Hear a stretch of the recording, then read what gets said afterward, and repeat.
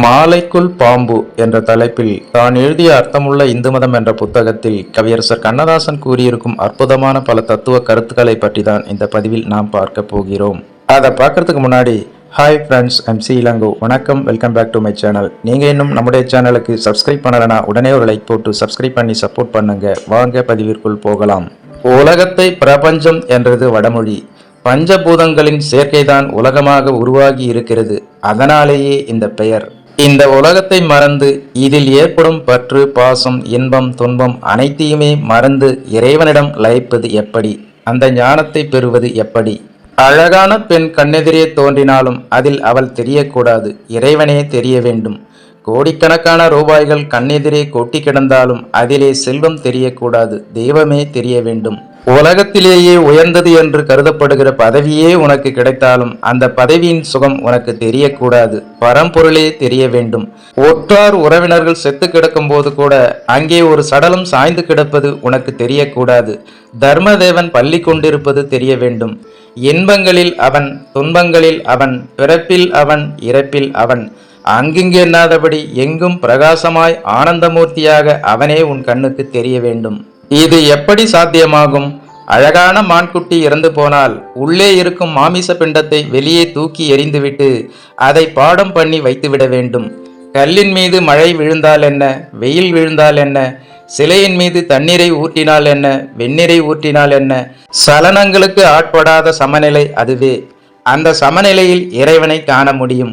மனிதனை பாவம் செய்ய தூண்டுவது எது என்று கண்ணனிடம் அர்ஜுனன் கேட்டான். அதன் பெயரே ஆசை என்றான் கண்ணன். பகவத்கீதை இதை கூறுகிறது. காம குரோத மதச்சரியங்கள் ஒன்றா இரண்டா, எதுவும் பூர்த்தி அடைவதில்லை. இத்தோடு போதும் என்று எதையும் விட முடிவதில்லை. நினைவுகள் பின்னி பின்னி இழுக்கின்றன. மனித வீணையில் வினாடிக்கு வினாடி சுதிபேதம். ஆயிரக்கணக்கான சிக்கல்களிலிருந்து விடுபட்டு ஆண்டவனிடத்தில் ஐக்கியமாவதற்கு இந்து மதம் வழிகாட்டுகிறது. அதிலே ஒரு சுகம் இருக்கிறது, பயமற்ற நிலை இருக்கிறது. வாழ்ந்து கொண்டே சாவது லௌகீகமாகிவிட்டால் செத்தவன் போல் வாழ்வதுதான் ஞானமாகி விடுகிறது. தாமரை இலை தண்ணீரை இந்து மதம் உதாரணம் காட்டுகிறது. அதையும் தாண்டி தத்தளிக்காத தண்ணீராக வாழ்வதற்கும் வழி சொல்கிறது. ஒரு கட்டம் வரையில் இனிப்பை ருசி பார்த்த பிறகு அதுவே கசப்பாகி விடுகிறது. கசப்பை உணரத் தொடங்கும் போது வாழ்க்கை வெறுப்பாகி விடுகிறது. வெறுப்பே வளர்ந்து வளர்ந்து இதயம் நெருப்பாகி விடுகிறது.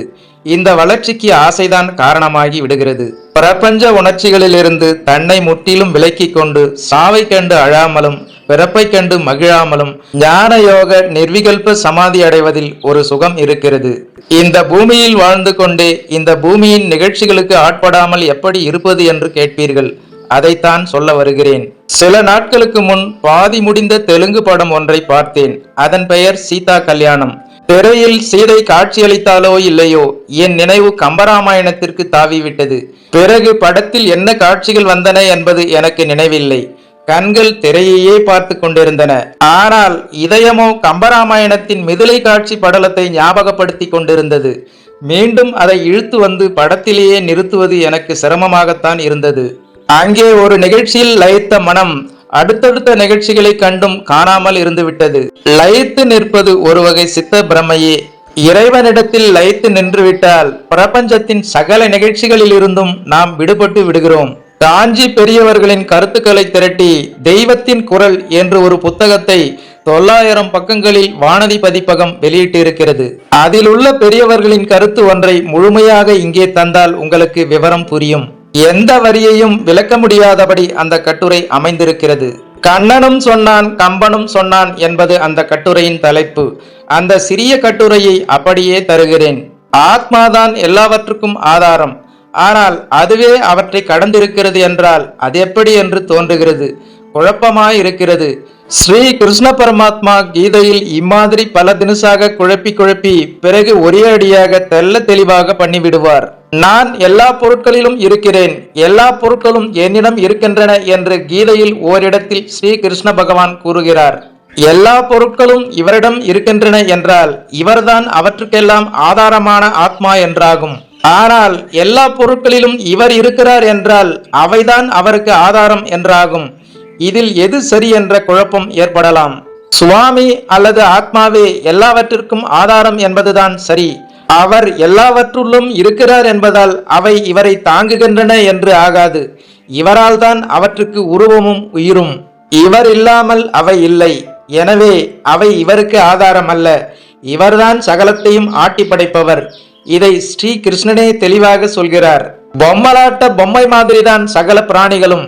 உள்ளே இருந்து ஈஸ்வரனே அவரை ஆட்டி வைத்துக் கொண்டிருக்கிறான் என்கிறார். இப்படி குழப்பத்தை தெளிவு செய்கிற பகவான் அதே கீதையில் மறுபடியும் குழப்பம் செய்கிறார். எல்லா பொருட்களிலும் நான் இருக்கிறேன், எல்லா பொருட்களும் என்னிடம் உள்ளன என்று கூறுபவரே என்னிடத்தில் ஒரு பொருளும் இல்லை, நானும் ஒரு பொருளிலும் இல்லை என்கிறார். இங்கே ஆத்மா எல்லாவற்றையும் கடந்தது என்ற தத்துவம் பேசப்படுகிறது. இது என்ன குழப்புகிறாயே என்றால் எல்லோருக்கும் விளங்குவதில்லை, அதுதான் என் யோக மாயா என்று ஒரு போடு போடுகிறார். இது என்ன உபதேசம் வேண்டி கிடக்கிறது, ஒன்றும் புரியவில்லையே என்று தோன்றுகிறதா? நன்கு யோசித்து பார்த்தால் குழப்பத்துக்கு தெளிவு காணலாம். நான் ஒருவருக்கும் விளங்க மாட்டேன் என்று பகவான் சொல்லியிருந்தால் 1000 பேர் இருந்தால் 1000 பேருக்கும் விளங்க மாட்டான் என்று அர்த்தமாகும். ஆனால் அப்படியின்றி நான் எல்லோருக்கும் விளங்க மாட்டேன் என்றால் 1000 பேரில் 999 பேருக்கு விளங்காமல் இருந்தாலும் இருக்கலாம், ஒருவனுக்காவது விளங்குவேன் என்றுதான் பொருள். பகவான் எல்லோருக்கும் விளங்க மாட்டேன் என்றாரே அன்றி ஒருவருக்கும் விளங்க மாட்டேன் என்று சொல்லவில்லை. அப்படியானால் அவரும் சிலருக்கு விளங்குகிறார் என்றாகிறது. அந்த சிலர் யார்? இவர் சொன்ன யோக மாயையால் பாதிக்கப்படாத ஞானிகள். நான் எல்லா பொருளிலும் இருக்கிறேன், ஒரு பொருளும் என்னிடம் இல்லை என்று பகவான் முரண்பாடாக பேசியது போல தோன்றுவதற்கு இத்தகைய ஞானிகளே விளக்கம் தந்து தெளிவு செய்கிறார்கள். தெருவிலே ஒரு பூமாலை கிடக்கிறது, அரை இருட்டு. எவனோ அந்த பக்கம் வந்தவன் அதை மிதித்துவிட்டு ஐயோ பாம்பு பாம்பு என்று பயத்தால் கத்துகிறான். மாலையாக இருப்பதும் பாம்பாக இருப்பதும் ஒன்றுதான். அது மாலைதான் என்று தெரிந்தவுடன் அவனுக்கு பாம்பு இல்லை என்று தெரிந்து விடுகிறது. ஆனால் முதலில் பாம்புக்கு ஆதாரமாக இருந்தது என்ன? மாலைதான்.